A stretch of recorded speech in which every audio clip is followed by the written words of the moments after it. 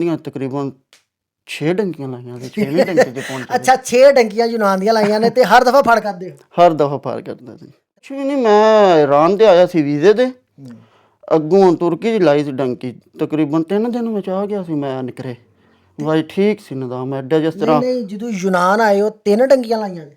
ਨਹੀਂ, ਯੂਨਾਨ ਦੀਆਂ ਤਕਰੀਬਨ 6 ਡੰਕੀਆਂ ਲਾਈਆਂ ਤੇ 6ਵੇਂ ਡੰਕੇ ਤੇ ਪਹੁੰਚੇ। ਅੱਛਾ 6 ਡੰਕੀਆਂ ਯੂਨਾਨ ਦੀਆਂ ਲਾਈਆਂ ਨੇ ਤੇ ਹਰ ਦਫਾ ਫੜ ਕਰਦੇ ਹੋ? ਹਰ ਦਫਾ ਪਾਰ ਕਰਦਾ ਸੀ। ਤੇ ਮਾਰਦੇ ਹਨ ਯੂਨਾਨ ਦੀ ਪੁਲਿਸ ਜਾਂ ਨਹੀਂ?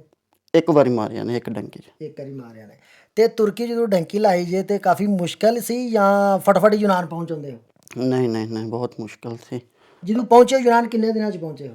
ਜਦੋਂ ਪਹੁੰਚਿਆ ਵਾਂ ਉਦੋਂ ਤਕਰੀਬਨ 17-18 ਦਿਨ ਲੱਗ ਗਏ ਸੀ ਡੰਕੀ ਵਿੱਚ। 17-18 ਦਿਨ ਡੰਕੀ 'ਚ ਲੱਗ ਗਏ ਨੇ। ਹਾਂਜੀ। ਤੇ 17-18 ਦਿਨ ਕਿਸ ਤਰ੍ਹਾਂ ਯਾਨੀ ਗੁਜ਼ਾਰੀ ਜ਼ਿੰਦਗੀ, ਕਿੱਥੇ ਰਹੇ ਹੋ?